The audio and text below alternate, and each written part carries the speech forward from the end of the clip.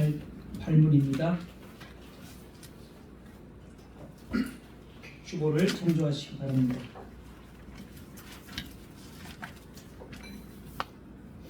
제가 질문을 읽으면 답을 읽어주시면 되겠습니다. 하나님께서 모든 것을 창조하시고 섭리로서 여전히 보존하심을 아는 것이 우리에게 어떤 유익을 줍니까? 우리는 어떠한 역경에서도 인내하고 고통할 때에 감사하며 자신들에 대해서도 우리의 신실하신 하나님 아버지를 굳게 신뢰하여 어떠한 비전이라도 우리를 하나님의 사랑에서 끊을 수 없으리라 확신합니다. 모든 피조물이 완전히 하나님의 손 안에 있으므로 그의 뜻을 거슬러 이루거나 되는 일은 하나도 없습니다. 아멘. 네, 우리 섭리를 두 번째로 또 말씀을 드리는데 조금 비슷하더라도 한 번 더 복습도 하고 좀 더 하나님께서 주시는 그런 메시지가 있을 텐데 잘 받아들이셨으면 좋겠습니다. 교리문답 9주일에서는 창조를 다루고 있고 10주일에서는 섭리를 다루고 있습니다. 섭리라는 말은 사실 우리가 고백하는 사도신경에는 나오지 않습니다. 그런데도 성부 하나님과 창조에 대해서 다룰 때 교리문답은 섭리 파트를 이렇게 27문, 28문으로 이렇게 두 가지 문답으로 한 주일, 10주일을 할애를 하고 있습니다.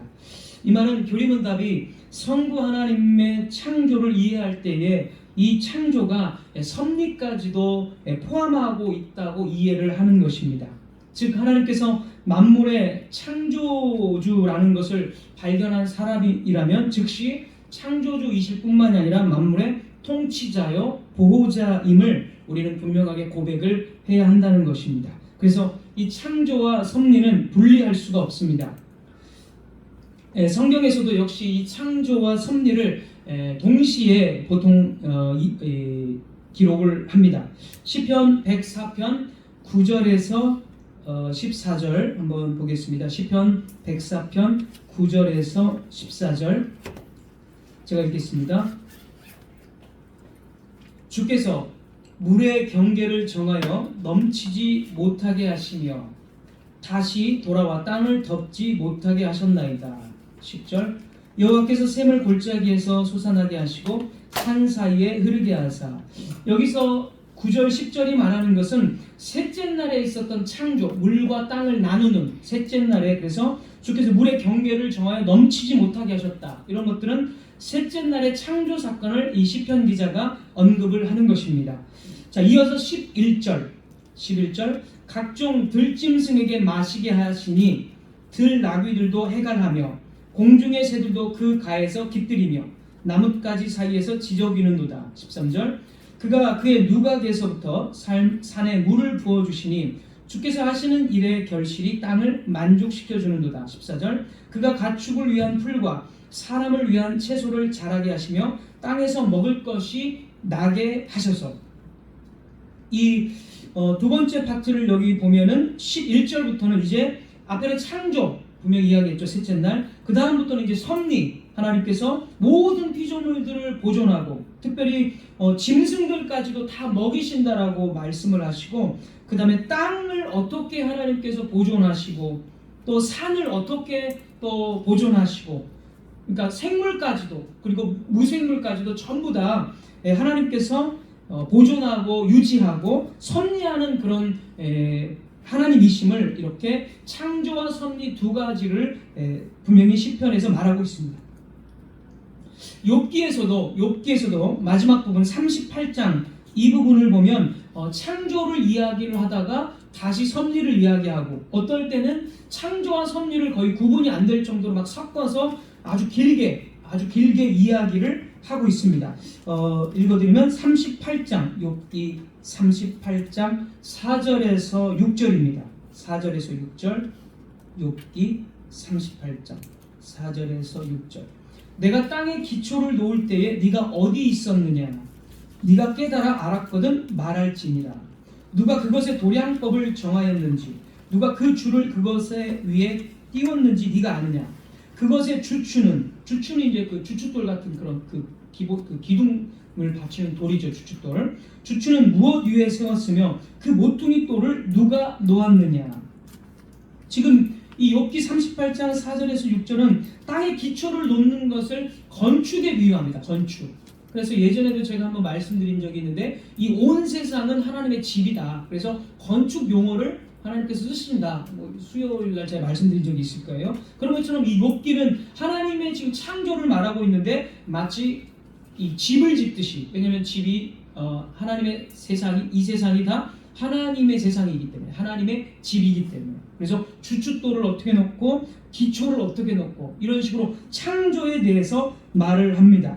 그리고 나서 이제 쭉 이야기하다가 38장 39절 제가 읽어드리면 네가 사자를 위하여 먹이를 사냥하겠느냐, 젊은 사자의 식욕을 채우겠느냐. 40절 까마귀 새끼가 하나님을 향하여 부르짖으며 먹을 것이 없어서 허우적거릴 때에 그것을 위하여 먹이를 마련하는 이가 누구냐 하면서 이제 피조물의 그 작은 뭐 곤충뿐만이 아니라 이 동물들까지도 하나님께서 다 일일이 먹을 것을 다 주신다라고 하면서 적극적으로 하나님께서 이 세상을 주관하고 다스리고 보호하신다라는 것을 이렇게 성경은 이렇게 막 왔다 갔다 하면서 창조 이야기하다가 또 섭리 이야기하다가 또 창조를 이야기하다가 이런 식으로 이야기를 하고 있습니다. 마치 갓난아기가 엄마 없이는 도무지 생존할 수 없는 것처럼 세상의 모든 피조물들은 그 존재와 삶에 있어서 하나님을 전적으로 의존하고 있는 것입니다. 하나님께서는 그냥 모든 피조물들에게 공급하시는 어떤 그 에너지 정도 또는 자원을 공급해 주시는 정도, 그 정도의 역할만을 하는 것도 아닙니다. 뭐 배터리처럼 창조하시고 또 모든 피조물들을 유지하기 위해서 하나님이 어떤 자원의 어떤 원천이다. 물론 그런 것도 맞는 말이지만 그냥 자원의 원천 정도, 그 정도 역할만을 하는 것도 아니라는 것입니다. 하나님께서는 크던 작던 모든 피조물들과 그것들의 행동들과 그것들의 모든 움직임들, 그것들이 예를 들어서 어떤 동물들은 이런 그 생활 방식을 가지고 있고, 어떤 동물들은 이런 식으로 짝짓기를 하고, 또 인간은 어떻게 생각하고 판단을 하고, 또 계절은 어떻게 바뀌고, 이런 모든 변화들조차도 다 하나님께서 총망라하신다는 것입니다. 그래서 이성적인 피조물이든 또는 그렇지 않는 피조물이든, 돌 같은 거라든지, 예를 들어 바람에 의해서 돌이 깎이기도 하고 물에 의해서 비에 의해서 돌이 깎이기도 하고, 이런 것들까지도, 이런 풍화작용, 이런 모든 것까지도 하나님께서 총망라하신다는 것입니다. 하나님 정말 바쁘시겠죠. 네, 총망라하시기 때문에. 그래서 선한 행동이든 악한 행동이든 또 사회적인 변화, 경제적인 변화, 사회적인 변화, 그리고 자연적인 변화나 모든 것까지도 하나님께서 일일이 다 총망라하신다는 것입니다. 그게 성경의 가르침입니다. 자, 예를 들어서 자연의 변화 같은 것도, 우리는 예를 들어서 비가 내릴 때 우리 같은 경우는 비라는 것이 그 수증기가 이제 햇빛에 의해서 증발해가지고 하늘로 올라가면서 점점 차가워지고 무거워져서 그런 것들이 이제 모여가지고 나중에 비가 내린다. 우리는 이런 식으로 어떤 자연의 법칙을 가지고 이 비를 설명을 합니다. 그러나 이 비조차도 욥기를 한 번 더 읽어드리면, 욥기 38장 28절을 보면, 욥기 38장 28절 비에게 아비가 있느냐, 비에게 아비가 있느냐, 이슬방울은 누가 낳았느냐. 이슬방울, 어떤 이런 우리의 그냥 과학적인 생각으로 이슬방울을 맺히고 이렇게 생각하지만, 이슬방울을 누가 낳았냐 이렇게 말합니다. 누가 낳았느냐? 얼음은 누구의 태에서 낳느냐. 얼음 누구의 태에서 낳느냐. 공중의 서리가 내리는 것 누가 낳았느냐. 을에 겨울 초겨울이 되면 서리가 내린다고 생각하지만 그 서리를 누가 낳았느냐라고 말하면서 이 모든 것까지도 자연현상이 아니라, 자연의 법칙으로 을에 서리가 내리는 것이 아니라, 이 모든 법칙의 배후 속에서 하나님께서 총망라하신다는 사실을 성경이 너무나도 분명하게 증거를 하고 있다는 것입니다. 그래서 모든 것을 총망라하시는 하나님의 섭리, 아까 말씀드린 대로 짐승들까지, 마태복음 6장 26절도 마태복음 26장 26절 심지도 않고 거두지도 않고 창고에 모아 들이지도 아니하되 너희 하늘 아버지께서 기르시는 새들, 이렇게 말하고 있습니다. 자, 민족들 사이의 문제 역시 하나님의 섭리 안에 있습니다. 시편 33편 10절에서 11절. 인간의 어떤 문제들, 국가 간의 어떤 경쟁 관계나 국익을 위한 어떤 그런 그 미묘한 갈등들, 이런 것까지도 다 하나님께서 주관하십니다. 시편 33편 10절 11절. 여호와께서 나라들의 계획을 폐하시며 민족들의 사상을 무효하게 하시도다. 여호와의 계획은 영원히 서고 그의 생각은 대대에 이르리로다. 욥기 12장 24절. 욥기 12장 24절. 만민의 우리 우두머리들의 총명을 빼앗으시고 그들을 길없는 거친 들에서 방황하게 하시며. 다니엘서 2장 21절도 다니엘서 2장 21절. 그는 때와 계절을 바꾸시며 왕들을 폐하시고 왕들을 세우시며 지혜자에게 지혜를 주시고 총명한 자에게 지식을 주시는도다.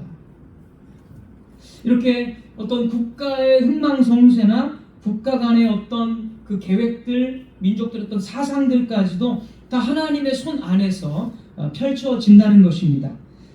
또한 개개인 사람의 탄생과 사람의 어떤 운명 같은 것들, 그런 것들도 하나님께서 총망라하십니다.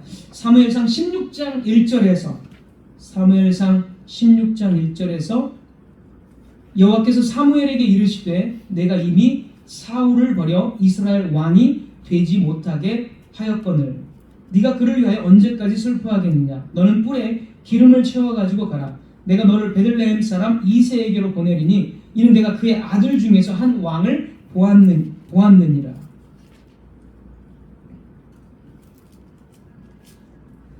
자, 이렇게 개인의 태어남 또는 인생, 그의 흥망성쇠, 개인의 흥망성쇠, 이런 것까지도 하나님의 섭리 속에 포함이 되어져 있습니다. 자, 하나만 더 읽어드리면 시편 75편 6, 7절.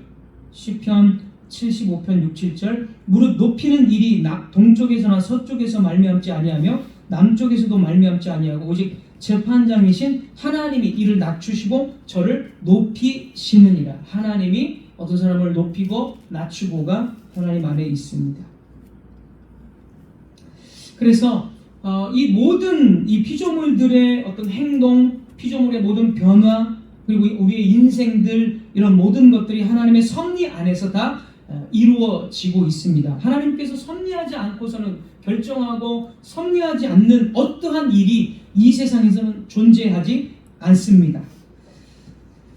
자, 이제 두 번째로, 그렇다면 이런 하나님의 총망라하시는 섭리, 이런 섭리하시는 부분에 있어서 이제 불신자나 또는 여러 사람들이 이제 그런 것이 어떻게 그럴 수 있느냐, 이 일을 제기합니다. 이 일을 대표적으로 이제 두 가지 정도로 그 사람들의 질문을 이제 두 번째로 말씀을 드리겠습니다. 왜 그런 총망라하신 섭리가 우리는 받아들일 수 없다? 왜 그러냐면 첫 번째는 이 세상은 물리적이며 자연적인 법칙에 따라서 움직여 가기 때문에 만약 하나님께서 어떠한 개입을 하신다면 그것은 이 세상의 움직임을 방해하는 것이 되고 세상에 커다란 혼란과 파괴를 가져올 것이다 라고 주장을 합니다. 자연 법칙대로 하나님께서 자연 법칙을 만드셨기 때문에 그대로 두시면 되는데 하나님이 그 자연 법칙을 관여하시면 법칙의 질서가 깨지게 되고 그럼 혼란이 생기지 않겠느냐, 바로 이런 의미의 질문입니다. 자, 사람들은 자연적인 이 힘이, 자연 법칙이 마치 독립적인 것으로 생각을 하기 때문에 이런 질문을 하게 되는데, 자연에는 힘과 법칙들이 있지만 그것들은 절대로 하나님과 독립되어져서 존재하는 것이 아닙니다. 이미 설명드렸지만 하나님께서는 이 자연의 힘과 이 법칙을 직접적으로 조종하시고 명령하시고 수행을 하나님께서 하시는 것입니다. 그래서 이 자연 법칙이 분명히 일정한 규칙성을 따라서 움직이는 것이 사실이지만 그것들이 절대적인 의미에서의 법칙은 아니다라는 것입니다. 하나님께서 그 자연 법칙을 잠시 유보하시기도 하고 그리고 그 자연 법칙이 때로는 우리가 원래 상식적으로 생각하는 그렇게 흘러가는 것이 아니라 정말 기적 같은 일들이 세상 가운데는 일어난다는 것이죠. 그래서 하나님은 자연 법칙 안에 계시는 것이 아니라 그 자연 법칙 안에서 하나님도 자연 법칙을 정해놨기 때문에 하나님도 그 자연 법칙에는 어쩔 수 없다. 그렇게 자연 법칙 안에 들어가시는 것이 아니라 자연 법칙을 초월해서 모든 것을 다 총망라하신다는 것을 우리는 분명하게 이해해야 합니다. 그래서 성경에서 보면 여호수아 전쟁에서 태양을 잠깐 이길 수 있도록 태양을 이렇게 멈추게 하시고 또 수많은 어떤 기적들을 성경에서 이렇게 하나님께서 기적들을 행하셨습니다. 성경에서 일어나는 기적들은 이제 물론 계시로서의 기적입니다. 계시. 그러나 그럼에도 불구하고 오늘날에도 역시 계시로서의 기적은 끝났지만 일반적인 기적은 여전히 일어난다라는 거죠. 그래서 이 자연 법칙이라는 것은 절대적으로 불변하는 폐쇄적인 법칙이 아니라 때론 하나님께서 기적이라는 자연 법칙을 이렇게 조금 틀어서 기적 같은 일들을 하나님께서 행하신다는 거죠. 일반적인 의미에서 계시로서는 끝났습니다. 이 기적이. 그런 일들이 종종 일어납니다. 그래서 우리가 뭐 뉴스라든지 이런 것들을 보면 어떻게 그럴 수 있을까? 사실 기적의 영역이거든요. 저도 그런 것들을 조금 듣기도 하고 주변에서 또 제가 가까운 사람이 제가 예전에 그 어떤 사역을 할 때 가까운 사람이 그런 일을 겪는 것을 들었습니다. 그래서 어떤 사람은 심장이 24시간 멈춰서 이제 죽었다. 24시간 멈췄기 때문에 죽었다고 했는데 다시 24시간 뒤에 깨어나는 이런 일들을 제가 들었고 또 어떤 사람은 60대에 폐암 말기로 의사로부터 2-3개월 안에 무조건 죽는다. 없다. 더 이상 없다. 이렇게 이야기를 들었는데 95세까지 살다가 제가 아는 분의 그런 그 부모님이 그렇게 살다가 간 사람도 있습니다.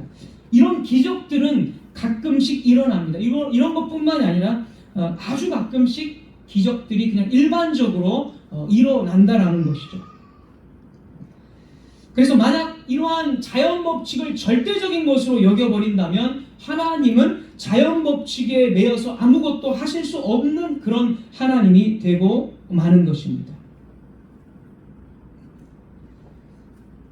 자, 그래서 그런 질문에 대해서 우리는 이렇게 대답을 해줄 수 있고 두 번째로 이 또 세상 사람들이 하는 질문이 이성적 존재인 자유의지를 가지고 사람이 이성적 존재로서 자유의지를 가지고 자유롭게 살도록 되어 있는데 하나님께서 어떻게 그 사람에게도 개입을 하신다면 그것은 인간의 자유의지를 침해하는 것이 된다라는 주장을 펼칩니다. 그래서 하나님이 모든 이성과 자유의지까지도 다 총망라하시고 개입한다면 그럼 우리 인간은 뭐냐? 매뉴얼이냐? 또는 인간은 로봇이냐? 그러면서 인간의 인격체인데 인간은 그 자유의지를 침해하는 것이 되지 않겠느냐? 이런 식의 질문을 합니다. 자, 여기에서 이제 이것을 이해하기 위해서 자연의 이런 법칙들도 다 비슷하겠지만 이 두 가지를 좀 설명을 해야 됩니다. 이 세상에서 일어나는 모든 것들에는 크게 두 가지의 원인이 있습니다. 두 가지의 원인. 첫 번째, 일어나는 모든 일의 첫 번째 원인은 하나님이십니다. 하나님의 작정이 있고 하나님의 섭리가 있기 때문에 그 모든 일들은 일어납니다. 그래서 하나님은 모든 것의 제1원인, 첫 번째 원인이십니다. 자, 이게 모든 일어나는 일의 첫 번째 원인이고요. 두 번째 원인은 피조물들의 본성이나 그리고 인간으로 따지자면 인간의 이성들, 인간의 인격체이기 때문에 이성이 있고 판단이 있고 이런 것이 있죠. 두 번째 2차적인 원인은 피조물들의 본성, 그리고 인간으로 치자면 인간의 이성, 이것이 이제 두 번째 원인이라고 볼 수 있습니다. 이것을 2차적 원인이라고 부릅니다. 2차적 원인. 제1원인은 하나님의 작정과 섭리, 두 번째 원인은 피조물들의 본성, 인간의 이성. 그래서 어떤 동물은 이런 식으로 행동합니다. 그것은 뭐죠? 그 피조물의 본성입니다. 그 피조물의 본성이 2차적인 발생의 원인이 됩니다. 자, 그러나 이 1차, 제1 원인과 2차적인 원인, 이런 것들이 어떻게 조화로워져서 이 하나님의 섭리가 이루어지느냐? 성경은 이 2차적 원인, 피조물들의 본성과 사람의 이성, 이 2차적 원인이 자동적으로 또는 독립적으로 작용하지 않는다는 사실을 너무나도 분명하게 보여줍니다. 인간은 자유의지가 있기 때문에 내가 생각하고 내가 선택했다라고 말하지만 이 선택과 어떤 의지들을 다 하나님께서 1차 원인으로서 모든 것을 총망라하시기 때문에 그 일이 일어난다는 거죠. 그렇게 조화가 된다는 것입니다. 자, 예를 이제 좀 들겠습니다. 성경의 예를. 이제 아수르, 우리가 잘 아는 아수르의 어떤 침략이 있었죠. 이스라엘 안에. 아수르인들은 정말 그 역사 속에서도 정말 아주 포악한 민족이었고 정말 무정한 그런 그 족속이었습니다. 아주 전쟁을 좋아하는 그런 족속이었습니다. 그래서 이스라엘에게 이 아수르는 정말 두려움의 대상이었습니다. 그런데 이사야 10장 5절입니다. 10장 5절 이사야.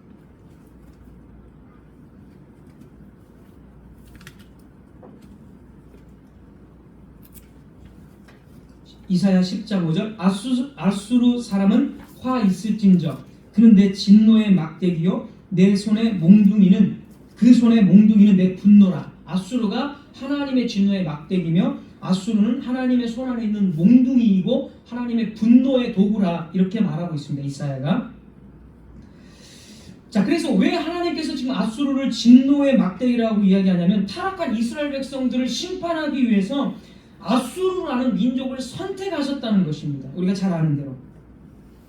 그런데 자, 이 구절을 기억하시고 그런데 하나님께서 이것을 정하신 거거든요. 아수르를 심판의 막대기로 이스라엘을 치는 데 사용하는 심판의 막대기로 정하신 것인데 하나님께서 이렇게 정하신 건데 아수르는 자기가 행한 일에 대해서 심판을 받게 됩니다. 12절 이사야 10장 12절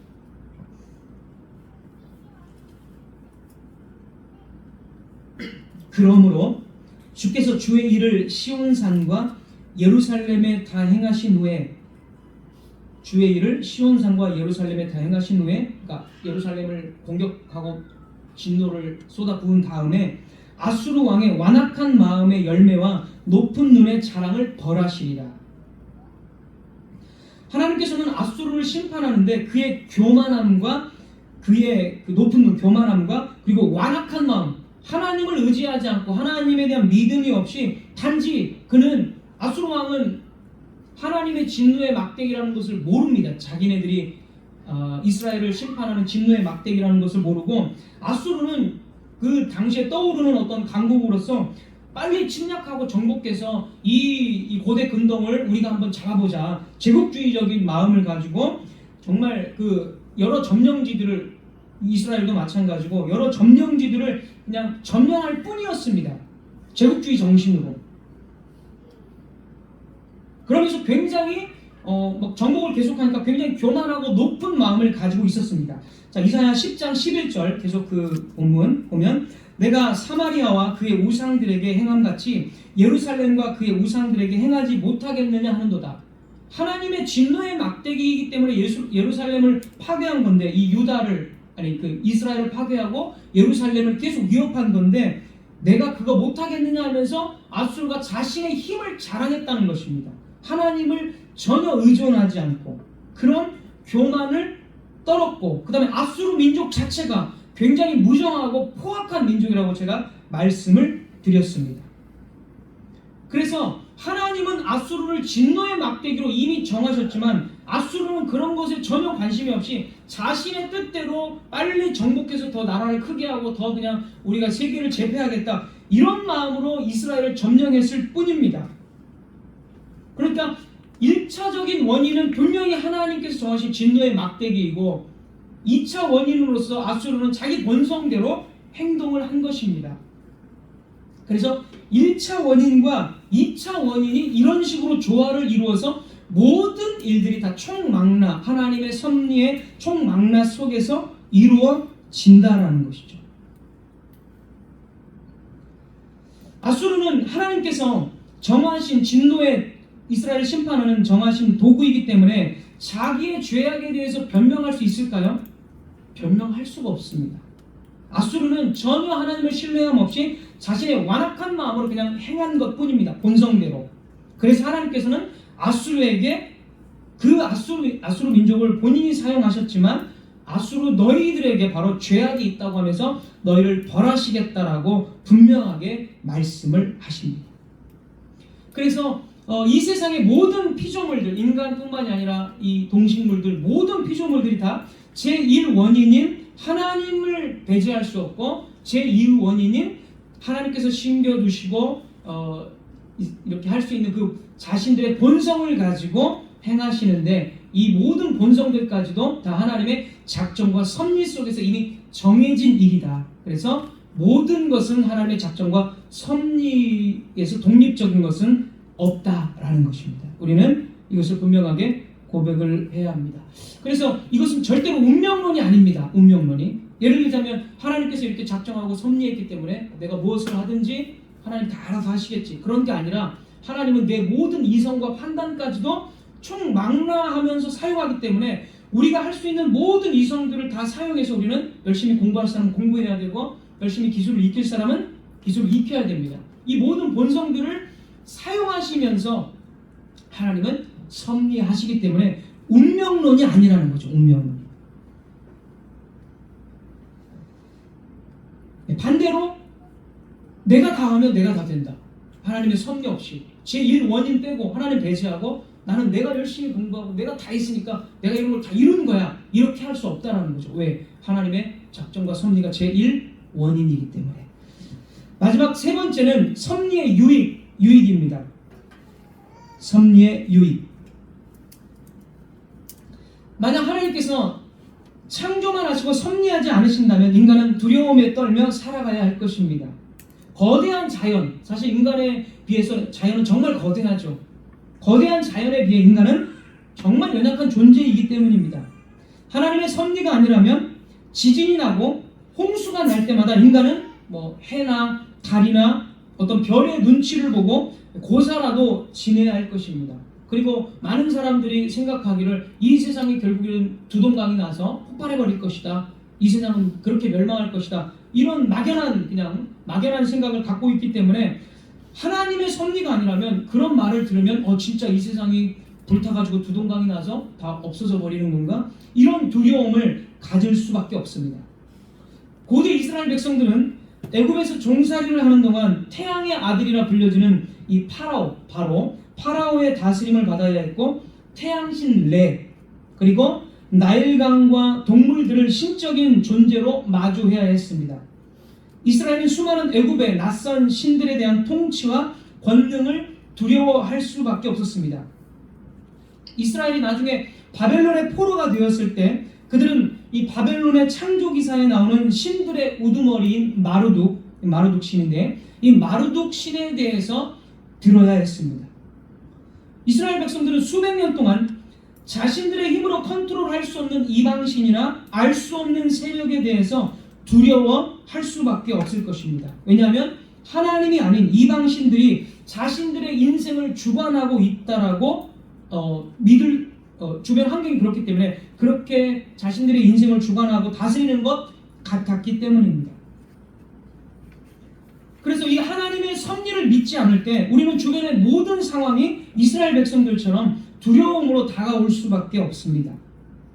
우리는 상황과 환경을 두려워하고 견디지 못하고 때로는 사람을 두려워합니다. 나의 인생에서 크게 관여하는 사람이 갑자기 돌변하면 내가 어떻게 되는 걸까?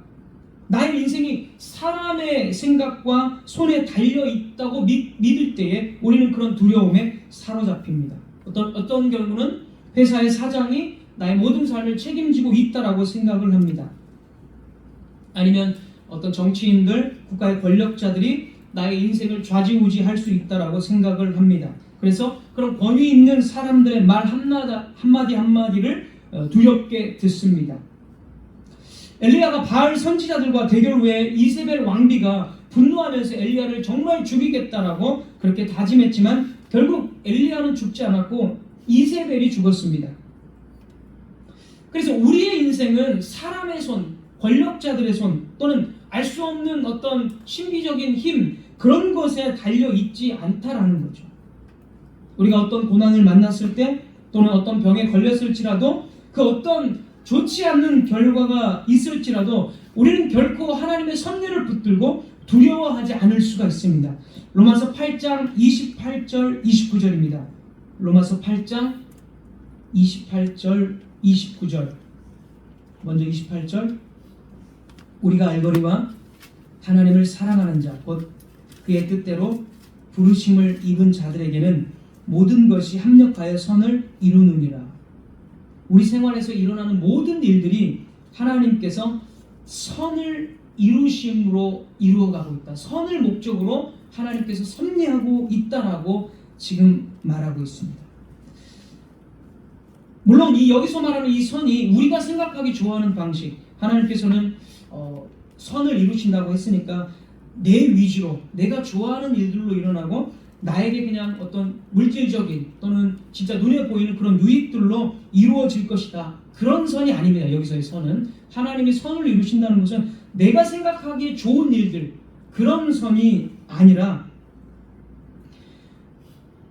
정말 하나님께서 나의 유익, 우리는 그냥 한 치 앞밖에 못 보지만 하나님께서는 그 밖에 모든 너머를 다 보고 계시기 때문에 우리 인생 전체에서의 판단 속에서의 선, 그런 것을 말한다고 볼 수가 있습니다. 자, 로마서 8장 35절을 먼저 한번 29절 읽기 전에 한번 보겠습니다. 로마서 8장 35절. 누가 우리를 그리스도의 사랑에서 끊으리요? 환난이나 곤고나 박해나 기근이나 적신이나 위험이나 칼이랴. 자, 이 말씀은 그리스도를 믿는 모든 그리스도를 믿는 사람들에게 일어나는 어떤 정말 안 좋은 일들에 대해서 말합니다. 환난도 있고 박해도 있고 곤고, 적신, 위험이나 칼 이런 죽는 것까지도 사실은 지금 하나님의 섭리 안에서 일어나고 있다라고 말하고 있고 하나님께서는 이러한 힘든 상황까지도 우리에게 보내신다라고 이렇게 로마서 8장 35절에서 말하고 있습니다. 그럼 이러한 그 위험과 어려움을 왜 하나님께서 우리에게 보내시느냐? 아까 말한 대로 선을 위해서, 선을 이루시기 위해서. 29절입니다. 로마서 8장 29절.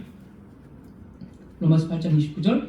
하나님이 미리 아신 자들을 또한 그 아들의 형상을 본받게 하기 위하여 미리 정하셨으니. 하나님이 미리 아신 자들을 또한 그 아들의 형상을 본받게 하기 위해서 미리 정하셨다. 왜 우리에게 환난과 적신과 위험이나 칼 이런 것들이 있습니까? 이것은 선을 이루기 위함인데 그 선은 뭐예요? 아들의 형상을 본받게 하기 위해서 그리스도의 형상에까지 자라나게 하기 위함. 그것이 바로 선입니다. 그래서 우리 인생 전체를 보면 과거에 10년 전에 왜 그런 일들이 일어났을까? 정말 아픈 추억이었어. 이렇게 말하는 게 아니라 그 아픈 추억이었지만 사실 지금 와서 생각해보면 그것이 하나님의 선이었구나. 하나님께서 그리스도에게 더 가까이 가기 위한 어떤 그런 장치였구나. 그때는 정말 아프고 힘들어서 정말 죽을 지경이었는데 지금 뒤돌아보니까 그리스도의 형상을 닮아가기 위한 그리스도께 더 나를 끌어당기기 위한 하나님의 선이었구나. 그렇게 우리가 하나님의 뜻 안에서 생각을 할 수가 있는 것입니다. 바로 이 선을 이루시기 위해서 그리스도의 형상을 닮아가게 하기 위해서 주님께서는 우리를 계속적으로 섭리하시고 관여하시고 원래 이것이 태초에 그러니까 영원 전에 우리를 향한 계획입니다. 계획. 우리를 그리스도 안에서 부르시고 그리스도를 닮아가게 하고 더 거룩하게 하시기 위해서 영원 전에 이렇게 계획을 하셨기 때문에 하나님은 그 계획을 우리 삶 속에서 계속 끊임없이 이루어 가시고 마침내는 그 계획을 완전하게 이제 이루신다는 것이죠. 그래서 우리 삶 속에서 일어나는 모든 사건들, 우리가 만나는 모든 사람들은 다 이 목적을 위한 수단입니다. 수단. 우리가 병들거나 사고가 나거나 죽음과 칼의 위협을 받는 일조차도 하나님께서는 우리의 모든 것을 다 이루시는 방편, 선을 이루시는 방편입니다. 히브리서 12장 10절은 이렇게 말하고 있습니다. 히브리서 12장 10절은 같은 맥락이고 이렇게 말합니다. 히브리서 12장 10절 오직 하나님은 우리의 유익을 위하여 그의 거룩하심에 참여하게 하시느니라. 하나님은 우리의 유익을 위하여 그의 거룩하심에 참여하게 하시기 위함이다. 하나님의 목적이 바로 이것입니다. 그 목적은 우리가 점진적으로 하나님의 거룩함에 참여하게 되고 하나님의 자녀로서 그리스도의 형상을 닮아가게 하는 것입니다. 우리 생활 속에서 모든 일들을 다스리시는 하나님께서 우리를 정말 사랑하셔서 우리를 지옥으로부터 구원하시기 위해서 당신의 아들 예수 그리스도를 주셨기 때문에 우리는 하나님께서 우리의 생활 속에서 행하시는 모든 것이 실수가 아니라 하나님의 영원한 지혜와 계획에서 나온다는 것을 믿어야 합니다. 따라서 우리가 지혜 가운데서 하나님께서 행하시는 이 모든 일들을 불평할 수가 없습니다. 물론 우리가 정말 너무 힘들고, 그래서 사실 저 같은 경우도 정말 너무 힘들고 정말 극복하기 어렵고 그런 일들을 만날 때 왜 나는 이렇게 힘들까요? 다른 목사들은 정말 편하게 목회하고 정말 잘 사는 것 같은데, 쉽게 사는 것 같은데 저는 왜 이렇게 힘듭니까? 불평한 적이 사실 많이 있습니다. 그러나 계속해서 말씀을 보고 또 이런 섭리의 말씀들, 창조의 말씀들을 보면서 그래도 하나님께서 정말 나를 특별히 개혁교회 목사로 부르셨고 또 복음을 정말 잘 깨닫게 해주셔서 이렇게 하나님의 손과 발이 돼서 사역하고 있으니까 그래도 정말 감사할 것밖에 없구나. 또 나중에 이런 모든 고통과 어려움들이 다 나에게 분명한 큰 유익이라는 것을 분명히 알게 될 거니까 그래도 하나님께 감사해야 되겠다. 이렇게 기도하고 한 적이 정말 많습니다. 그래서 우리는 어떤 일을 만날지라도 정말 불평할 수 없고 모든 일을 작정하시고 이루어 가시는 그런 하나님께 불평한다는 것은 우리에게 상당히 교만한 일이 됩니다. 사랑하는 성도 여러분, 우리가 예수 그리스도 안에서 우리의 사랑하는 아버지께서 우리를 어떤 길에 두시든지 인내해야 합니다. 우리 교리문답은 왜 이런 섭리를 배웁니까? 라고 말했을 때에 인내해야 된다. 지난주에 있습니다. 그거는 28문에는 없고 28문의 첫 번째 줄에 있습니다. 우리는 어떠한 역경에서도 인내하고 이러한 하나님의 섭리를 배우는 목적은 우리가 당하는 어떠한 고통스러운 상황 속에서도 끝까지 우리가 인내할 수 있도록, 결코 실망하거나 믿음의 길에서 이탈하지 않고 끝까지 하나님의 섭리를 믿고 인내할 수 있도록 이 섭리의 교리를 하나님께서는 가르쳐 주시는 것입니다. 그러므로 우리는 생활 속에서 고통스러워하지 할 필요가 없습니다. 물론 그 고통이지만 고통 속에서도 감사할 수가 있습니다. 우리는 우울해할 필요도 없고 우리는 하나님께서 실수하지 않으신다는 그 사실을 정말 믿음으로 고백해야 합니다. 비록 하나님께서 사탄이 우리를 유혹하도록 허용하셨을지라도 그 일에는 잘못이 없습니다. 왜냐하면 하나님께서는 이것조차도 당신의 거룩한 목적을 위해서 사용하시기 때문입니다. 당신의 영광과 우리의 구원을 위해서 일하시기 때문에 하나님의 작정과 섭리는 결코 불의가 없습니다. 예수 그리스도 안에서 나의 아버지께서 왜 무슨 이유로 나를 불행하게 하시거나 슬픔을 당하게 하시거나 이해할 수 없는 일이 일어나게 하시는지 그때마다 우리가 묻고 따질 필요가 없습니다. 하나님께서 우리에게 모든 것을 다 이해시켜 주어야 하는 의무조차도 없습니다. 우리는 하나님이 허용하신 모든 일들을 다 이해하지 못합니다. 그러나 우리는 하나님이 이 모든 일들을 작정 그리고 섭리하셨음을 압니다. 하나님은 완전한 사랑으로 우리를 사랑하십니다. 그 사랑이 하나님께서 우리를 위해 보내신 독생자 예수 그리스도를 통해서 분명하게 증거되었습니다. 그래서 완전한 지혜로 결정하시고 행하시는 하나님의 사역은 우리의 찬양의 이유입니다. 하나님께서 지혜로운 결정 없이 일어나게 하시는 것은 아무것도 없습니다. 그 모든 것은 우리의 구원과 당신의 영광을 위해서 하신 것입니다. 기도하겠습니다. 하나님,